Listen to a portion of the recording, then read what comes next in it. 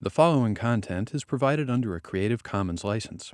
Your support will help MIT OpenCourseware continue to offer high-quality educational resources for free. To make a donation or view additional materials from hundreds of MIT courses, visit MIT OpenCourseware at ocw.mit.edu. Today, we're going to talk about the Born-Oppenheimer approximation. And this is the crucial tool that enables us to write the Hamiltonian for molecules in a form that we can use. And so many people are confused about the Born-Oppenheimer approximation in the sense that as soon as you start getting violations of it, then it's no longer applicable. But the Born-Oppenheimer approximation is a way for getting a complete basis set with which you can describe anything. And so you might as well make some kind of an approximation if it enables you to have a complete set of wave functions in which you can evaluate then any term in the Hamiltonian. Now, what we'd really like to do is to take the full wave function, the exact wave function, and write it as a product of simpler things. And for molecules, we would like it to be an electronic factor, a vibrational factor, and a rotational factor, and maybe spin orbit as well. But we'd like to factor the wave function. And the general way you factor a wave function is you write the Hamiltonian as a sum of parts, say electronic plus vibration plus rotation. And then it enables you to write the energy as, well, I'll use correct notation here, an electronic term, and maybe we'd have an index for which one, plus a vibrational term, and that would be associated with a particular electronic state, and then a rotational term, which, so this is what we'd like, and this is the notation that is conventionally used in molecules. T for electronic, I don't know why. G for vibration, I don't know why. And F for rotation, I don't know why. And it may be that in German, those letters mean something, but I really think that they just, their origin is random. So this is what we'd like to do. And it's not quite possible to do this without making some artistic or physically sensible approximations. Recall, in our treatment of atoms, what we like to do for atoms is to think about orbitals. And so what you'd really like to be able to do with atoms is to write the Hamiltonian as a sum of individual orbital Hamiltonians. And we know we can't do that. We know that there is a term, 1 over Rij, that spoils all such dreams. And so we have to somehow work around the reality that orbitals are not a good representation of the Hamiltonian. But what we always do, when we saw for atoms, we still kept the orbital approximation, and we wrote the Hamiltonian as a function of parts, an orbital energy, a spin orbit term, and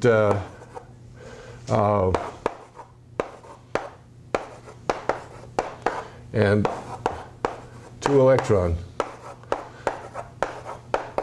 terms. So we couldn't use the simple approximation, so instead we embedded the orbital concept in individual things, one electron, and two electron terms, and that gave us a representation of the atomic spectrum. So you can be sure that for molecules we're going to have to make some clever approximations analogous to what happened over here. And the approximation is always going to be, let us think about what we would like it to, how we would like it to come out. Ignore certain terms in the Hamiltonian that are troublesome.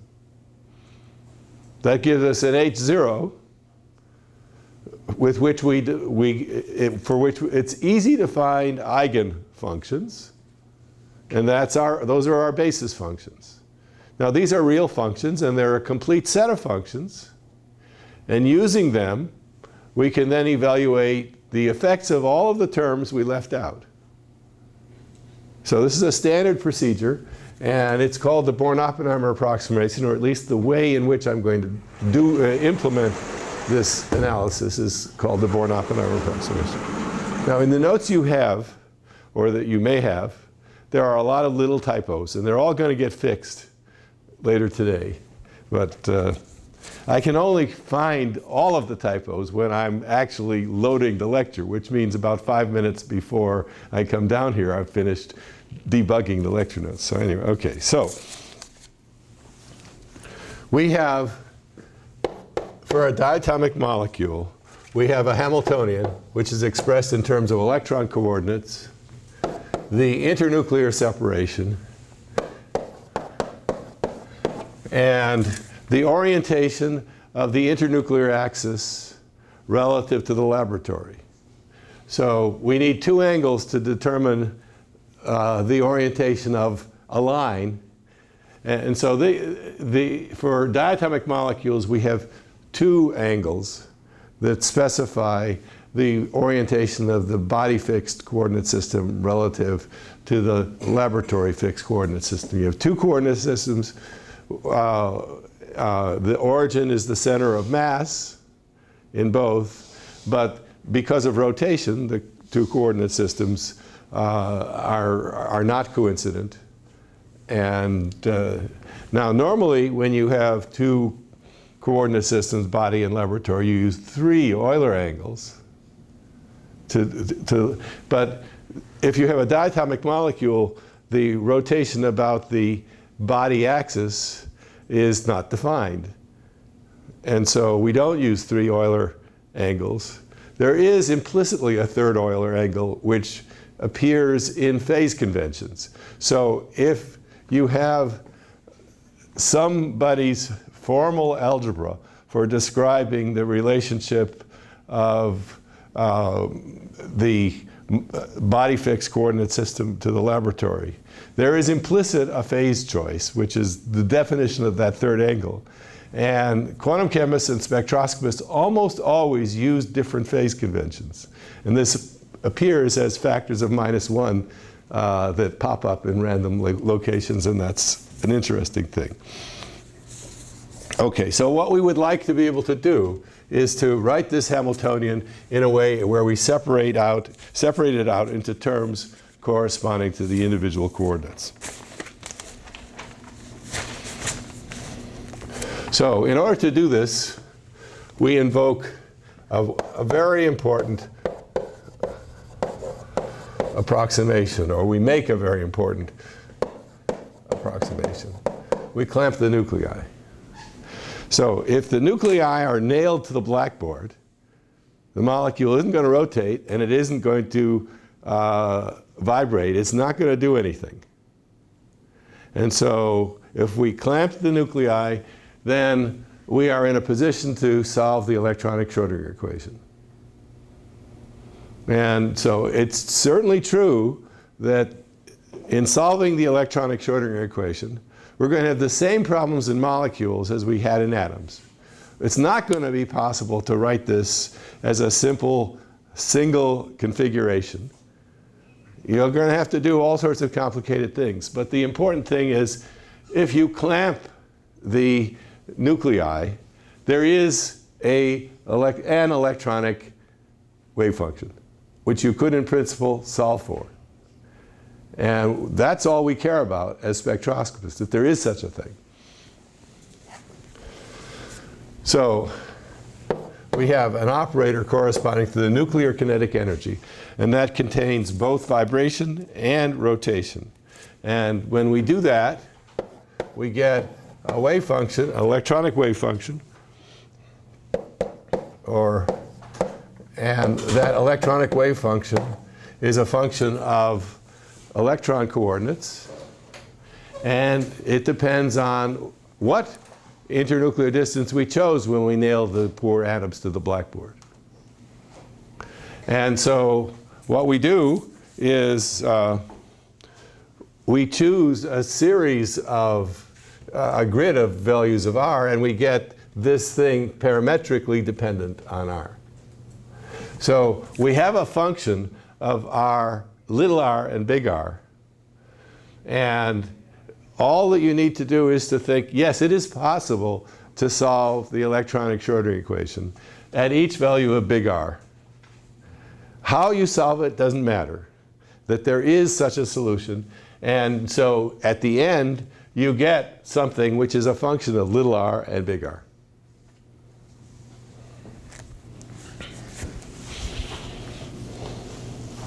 So the clamped nuclei Schrödinger equation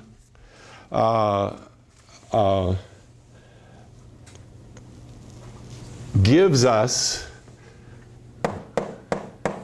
electronic energies as a function of big R. And these we call the potential energy curve.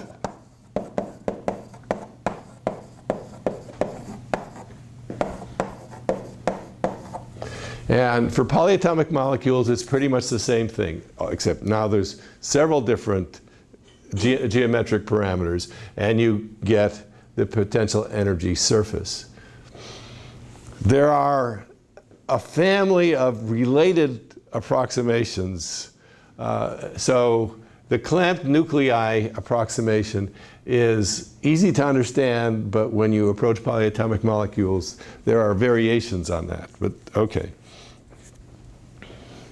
So when we solve the electronic Schrödinger equation, there are many different eigenvalues at each R. And so we say that there is a potential curve for each such eigenvalue. We connect the dots. And so we put an I indicating which electronic state on the potential energy curve, the I of R, and on the wave function. So that I says this is a particular electronic state. Nuclei not moving.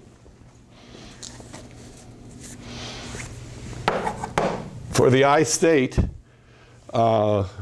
we then have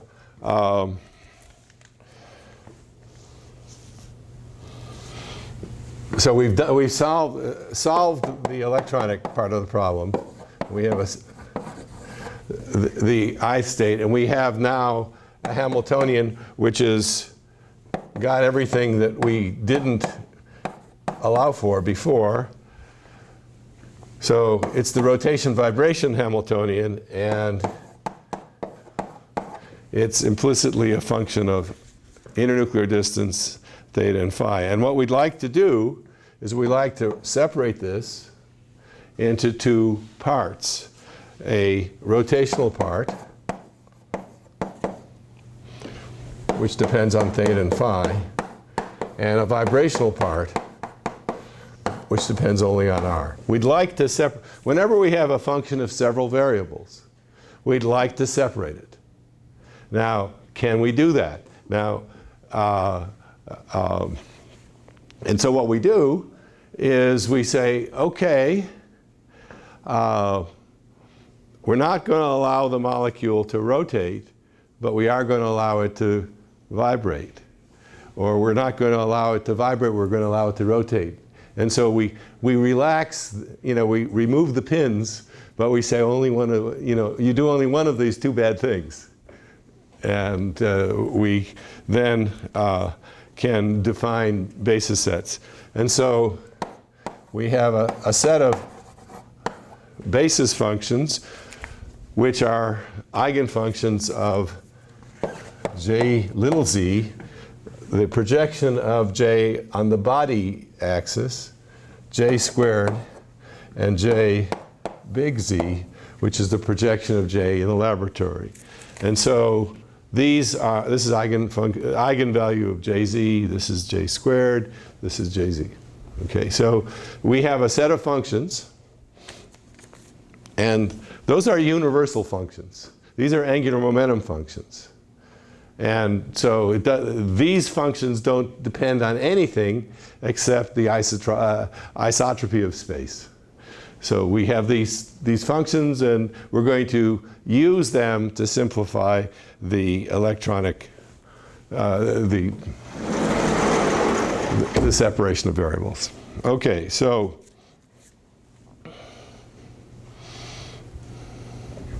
we're going to say we have a rotational Hamiltonian, and somehow we're going to look at the rotational Hamiltonian, and we're going to use these things to evaluate matrix elements of it.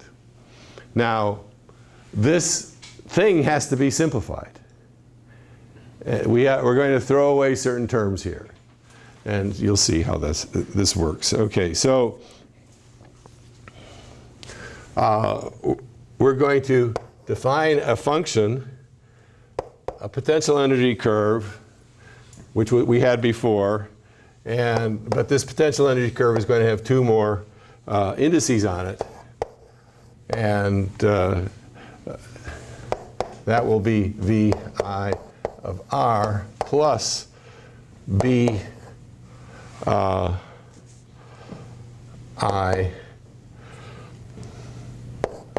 R J plus 1 minus omega squared. Okay, so here, remember for atoms, we had the bare potential and a centrifugal term. And here we have a centrifugal, an effective or potential, which is the clamped nuclei potential energy curve, something we got from solving the electronic Schrodinger equation at a series of points and then connecting them. And then we have the rotational contribution to it, which depends on some quantum numbers. And so for each value of J and omega, we have a slightly different nuclear potential energy. This is usually a very minor thing, but it's implicitly there. And so we are going to get, since this is the potential curve and the kinetic energy is the nuclear kinetic energy, we're going to get a set of basis functions for the vibration, which have this form. So they are, for each electronic state, there's going to be a family of vibrational levels. And unfortunately, each vibrational level or state has a J and omega dependence, which we are going to ignore. But it's there. So we have to do something to make that go away, or we have to at least be aware that the wave functions we define are eigenfunctions of this, and they do depend on an operator, some function of internuclear distance, and quantum numbers here. So to be, and then once we've done all this, we want to get the exact wave function. And the exact wave function, we use these basis functions, the vibrational and rotational basis functions, in order to calculate matrix elements of all of the things that we've had to throw away along the way. Okay, this is a very boring formal lecture, and so you could cheer me up and yourselves up by asking questions. Okay, so let's begin this analysis. The Hamiltonian can be written as kinetic energy of the electrons plus kinetic energy of the neutrons plus the potential energy associated with the electron-nuclear interactions, potential energy of the interaction between nuclei, and we have the interelectronic term. So these are all the terms in the Hamiltonian, and the electronic term is written in the usual way, pi squared, the electron kinetic momentum over 2 mass of the electron, and that becomes minus del squared I some I, and we have some h bar squared over 2 mass of the electron. So we have a second derivative with respect to the electron coordinate. Carol? I had a question about the previous formula. Yes. That v constant, which is not a constant but sort of continuous function of r, is there a principal difference in defining it as a continuous function of r versus defining it as a function of vibrational quantum number? Well, any function of r, I mean, suppose you do this.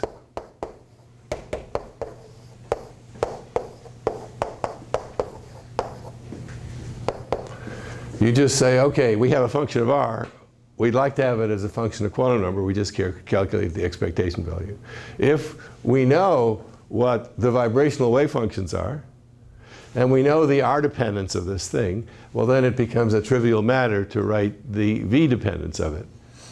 And so, you start out by writing things in operator form, and then you do various integrals over them to simplify them or reduce them to things that operate in a particular subspace. Are there cases where it's not possible?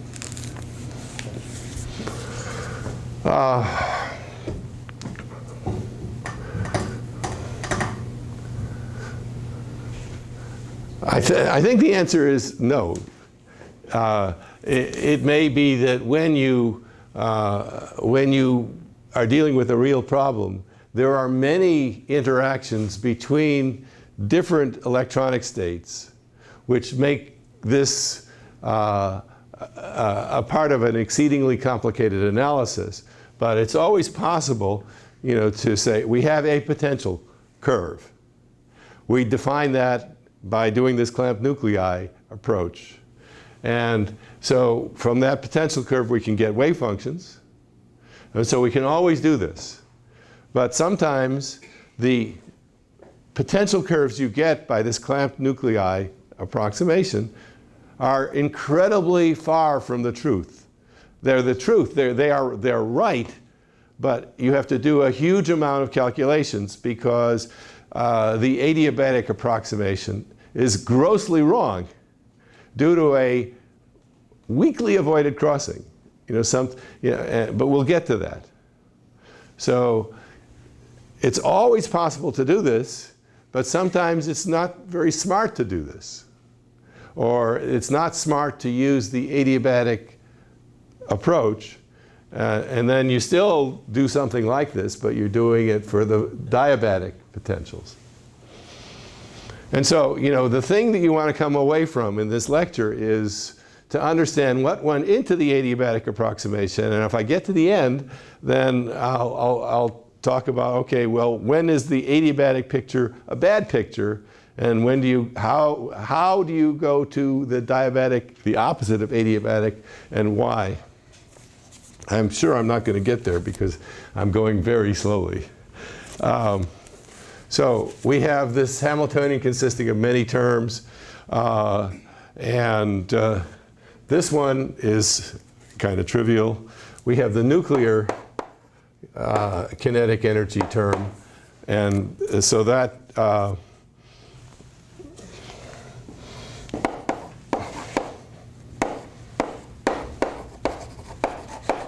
we were talking about diatomics. And so that's the nuclear kinetic energy, and but we often write it as a function of r, theta, and phi, and what we end up getting is a nuclear term which depends on r, and a rotational term, which depends on r parametrically in theta phi. Just analogous to the Born-Oppenheimer. We pull out something, and this is the radial kinetic energy. It corresponds to del squared of this radial thing, and this is where we get into trouble. Okay, and so this rotational term, it has the theta phi dependence, and the rotational Hamiltonian it has to depend on internuclear distance. Okay, so the rotational term. So we already are starting to unclamp the nuclei, and we're saying, okay, there's two terms, and initially we're going to suppress this one. Okay, but the rotational term has the form minus h bar squared over 2 mu r squared h bar squared.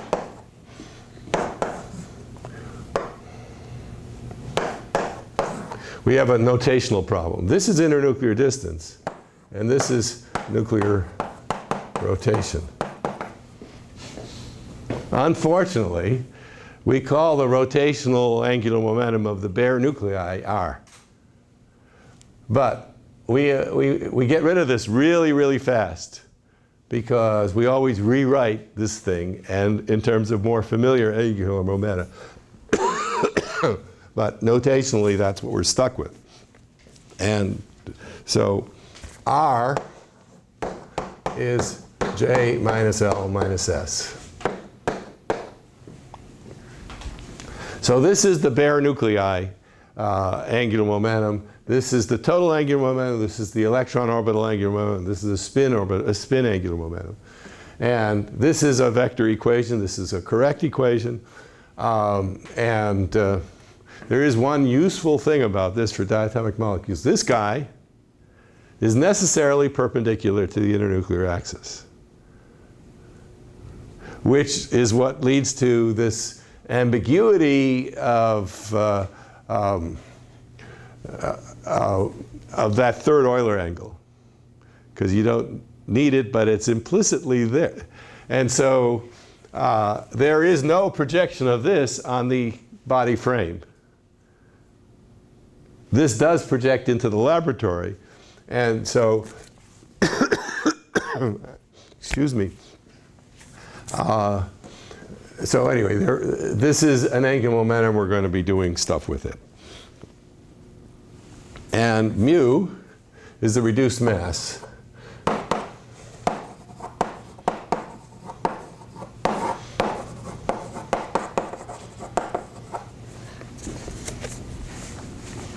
Okay.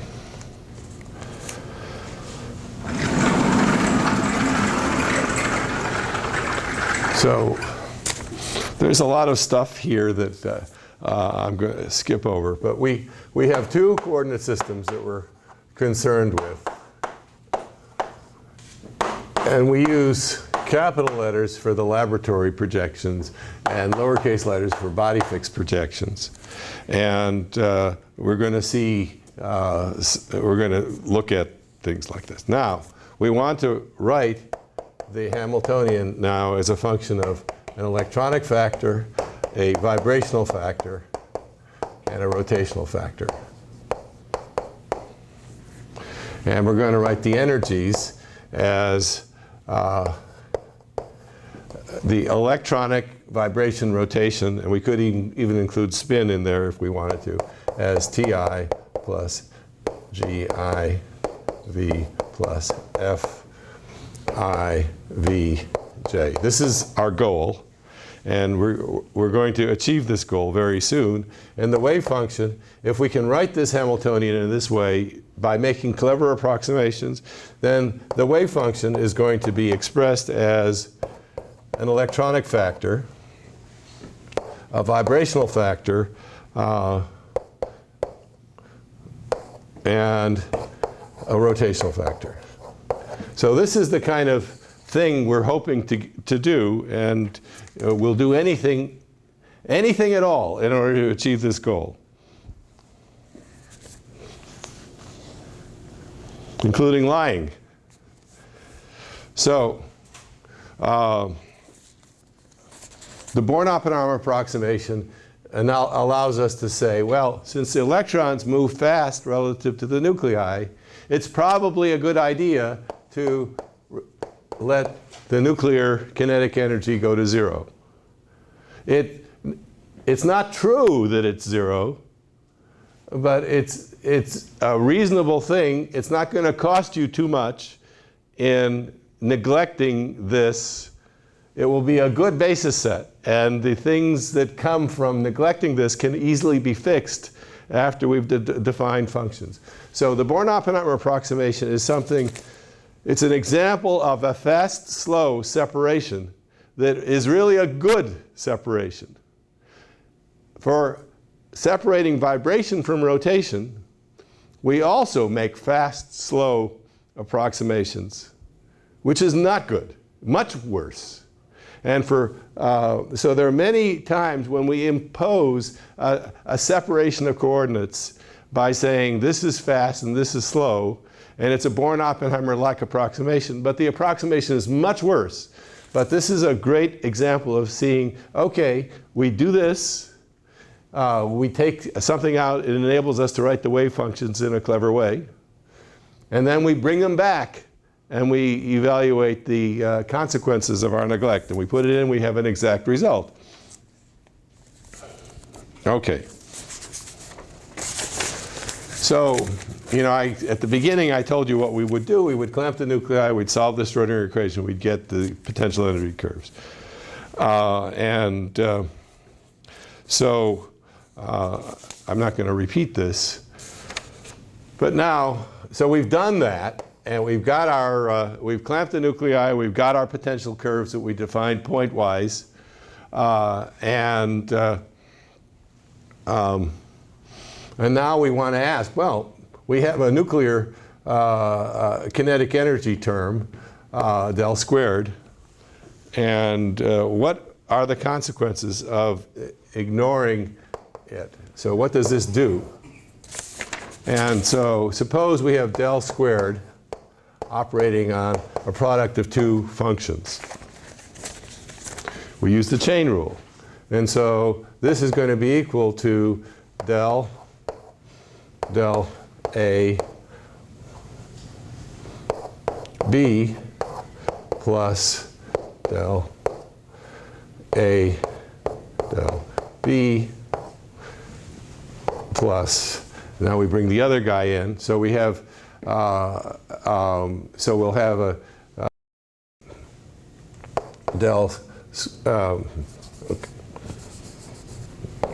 okay, now we rewrite this. So now we get, from the first term, we get a del squared A B plus a del A del B, and from this one we get del A del B, and finally A del squared B. So we get del squared A times B, we get del A del B, and two of those, and an A del squared B. So the nuclear kinetic energy, if we have a product of, say, phi I R chi I V J omega theta. So we have this nuclear kinetic energy operating on the product of an electronic times a vibrational wave function. They're both functions of big R, implicitly in this case, explicitly in this case. So normally we think of wave functions, electronic wave functions, as not being strong functions of R. We'd like to think that the electronic wave function doesn't change as we stretch the molecule, but we know it has to change. So we're going to be having derivatives with respect to R, first and second derivatives with respect to R, operating on the wave function, the electronic wave function. And our physical intuition is that these are going to be small effects. But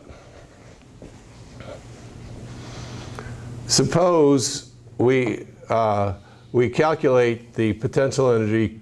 So suppose we solve the electronic Schrodinger equation, and we have two states and of the same symmetry. And normally what happens is the eigenvalues of the electronic Schrodinger equation will exhibit these avoided crossings. And if the interaction between these two potential curves or two states is large, then the avoided crossings will be strongly avoided, and the electronic wave function will be changing with internuclear distance in a slow way. And as a result of that, these neglected terms of the nuclear kinetic energy operating on the electronic wave function are going to be small, fixable, treatable as small corrections to the problem. But sometimes you get something that looks like this, where you have a very weakly avoided crossing. Two states of the same symmetry can never cross because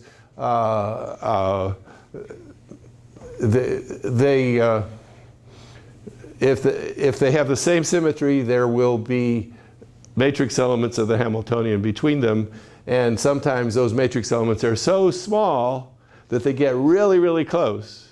And if that is true, well then this will be a very sharp avoided crossing, and these nuclear kinetic energy derivatives will become enormous at that point.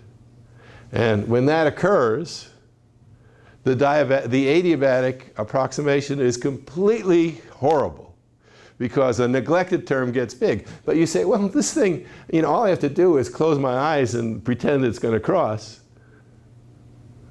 because there's something that's really small that's being neglected.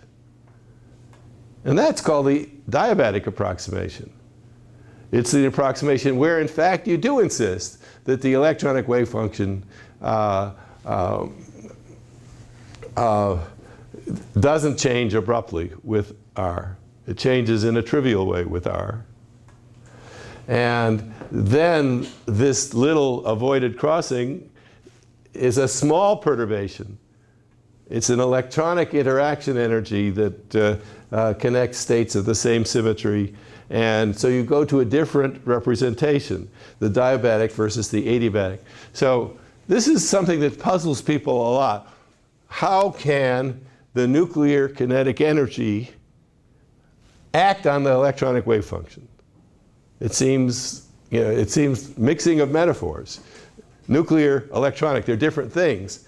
But the important thing is that the electronic wave function depends parametrically on internuclear distance. And there's two terms. There's the del squared operating on the electronic, and there's the del operating on the electronic, and another one on these. So there's two kinds of terms that get neglected, and they're usually small. They're usually not of any consequence and can be put in. And often, you don't put both of them in because one of them is easy to put in and the other one is complicated. So this is easy, this is not so easy. And so there are different levels of the adiabatic, diabatic approximation depending on whether you include both or not. Okay. So that's the really essential piece here. That's the trick. That we're going to ignore these nuclear kinetic energy interactions.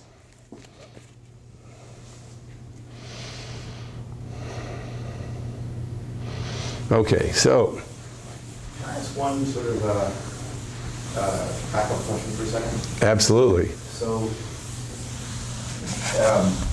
vibration and rotation, some vibrations are separable from some rotations quite well, and some of them are not. Now, are we talking about a diatomic molecule, or are we talking about polyatomic molecule? Up to you. Well, for a diatomic molecule, there's only one vibration, one kind of vibration, and one kind of rotation. So, But some rotations, well, I guess as you go higher, rotations get faster. so, I mean, what we're always doing is we're always saying we're going to write a complete set of basis functions, and each of the degrees of freedom is going to be handled in a special way that we've agreed is the best way, and so. What we normally do is we say we're going to define the rotational wave functions by clamping the nuclei. So we're still keeping part of the clamped nuclei. We clamp the internuclear distance, but we let the fourth. So, and then, well, as the molecule vibrates, the rotational constant depends on r, and so that affects the rotation. And so then we say, okay, we're going to integrate over the vibrational coordinate to get the rotational constant as opposed to the rotational operator. So the reason I was asking is that I was wondering, now thinking of a polyatomic molecule where there's some very, very fast vibrations and very, very slow rotations, as well as others that, it becomes worse and worse to neglect them. Could you write three terms in the Hamiltonian? One for vibrations, one for rotations, and then another for things where you don't want to make this fast, slow approximation. Well, there is, okay, so rotation is generally slow compared to vibration. Right. But there are sometimes very large amplitude, very slow vibrations. And we just demote them into rotations. And so we solve the fast vibrational Hamiltonian, and then we have a rotation vibration large amplitude term. And that's perfectly legitimate. You can make whatever partitioning of the motions you want in order to define complete sets of basis functions. And people actually do that, and this is a known... You bet. Okay. Known to many people, not well to me. I know people do it, but I cannot instruct you on how it's done, at least not today. Okay, so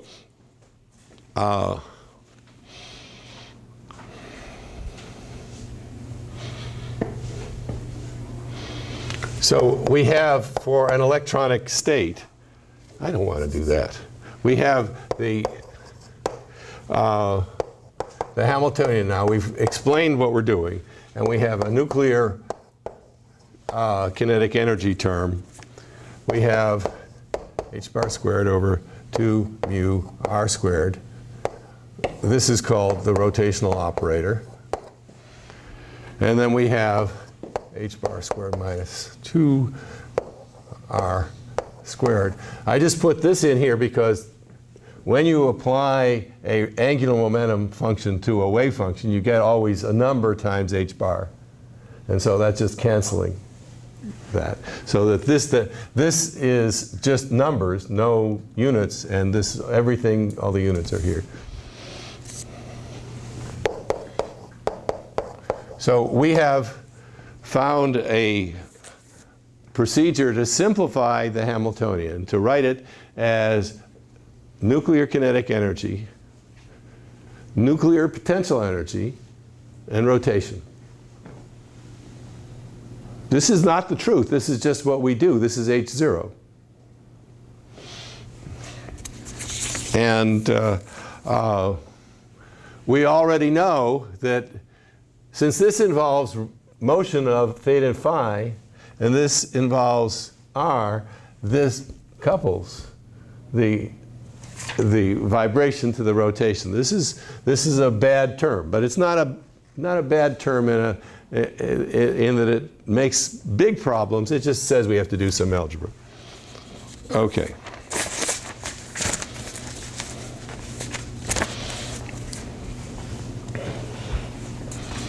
So we have these functions again. And they're eigenfunctions of angular momenta, which are universal things. And we can use these functions to calculate the direction cosines. We can say, okay, here, we would like to know the projection of J on the body Z. And for these functions, they have the property that that is given by jj plus 1 square root. And the cosine of J on body Z is omega over jj plus 1 square root. This is a very useful thing because it provides a way of interpreting a lot of stuff. I mean, suppose you have a particular state, so you have a molecule, a particular omega, and the molecule has a dipole moment, say, along the body axis. You want to know the projection of that dipole moment on J. Use one direction cosine, and then you want to know the projection of J on the laboratory axis, and that tells you how anything in the body is transferred into the laboratory. And this has to do with the Stark effect, it has to do with transitions, electronic transitions, and so these direction cosines, which are properties of these wave functions enable you to know this. But often you want to make some kind of sort of classical statement about how do things, I mean, after all, when a molecule rotates, and there's something that's a property of the molecule that's rotating, it's trying to average it out relative to the laboratory. But some of that can be remembered because J isn't moving in the laboratory. It has a definite projection on the Z quantization axis. So there's a huge amount of physical insight that comes from these functions and these things. And so I really, you know, my understanding of molecules is very much based on the use of direction cosines. They're the same thing as 3J coefficients or Clebsch-Gordon coefficients, but this is a very simple semi-classical thing. Okay, what time is it? How much time do I have? Not much. Okay, so we have these functions, and we have this quantity R, the angular momentum squared, and we can write that as J squared, as J minus L minus S quantity squared. And then we manipulate that into a form, and I'm going to stop almost immediately, that is convenient for evaluating matrix elements of these sorts of things. We rewrite this as J squared minus J little z squared plus L squared minus LZ squared plus S squared minus SZ squared. These are all trivial things. These are fully diagonal in the usual basis set. And then there's the other stuff, which involves J, X, L, X plus J, Y, L, Y times 2, all of the cross terms. And those cross terms lead to, these are the things that one neglects. They lead to what the phenomena called L uncoupling, S uncoupling, and rotational electronic perturbations. And so these are things you put in, and they lead to extra stuff that you have to deal with. But this is the simple part of the Hamiltonian, the rotational Hamiltonian. And generally, one only looks at that part. J squared, JJ plus 1 minus omega squared. This other stuff is not important. Okay, I'm not going to say anything more about the Born-Oppenheimer approximation. I'm not sure what the next lecture is, but I'm going to do that. And I'm going to issue corrections to this lecture online and right along. But the important thing is we define basis functions, complete sets of basis functions, by neglecting certain terms in the Hamiltonian. Sometimes we know exactly what the term is that we neglect, and we neglect it because we know it ought to be small. Sometimes we cannot define what that term is that we're neglecting, as in the case of defining diabatic functions. There's some term in the interelectronic repulsion that results in an avoided crossing. We cannot specify what that is, but we can get it by looking at the adiabatic functions in the region of the crossing. And so there is a way of extracting a diabatic representation from the adiabatic one, and then using the diabatic representation because that's benign in terms of the bad things that you're going to have to deal with. I mean, one of the things you don't want is off-diagonal matrix elements that are large compared to the level spacings that you have in your zero-order Hamiltonian. If they're large, I mean, if you have an interaction which is larger than the vibrational frequency in some state, then you're going to be diagonalizing a matrix which is essentially infinite, which is bad. You really want to diagonalize 2 by 2 matrices because there's a small thing that you have to do to fix up the neglected approximation, the approximation you've made. Okay, so that's it. Is everybody more comfortable with the Born-Oppenheimer approximation now than they were before this class? Let's hope you are. Okay.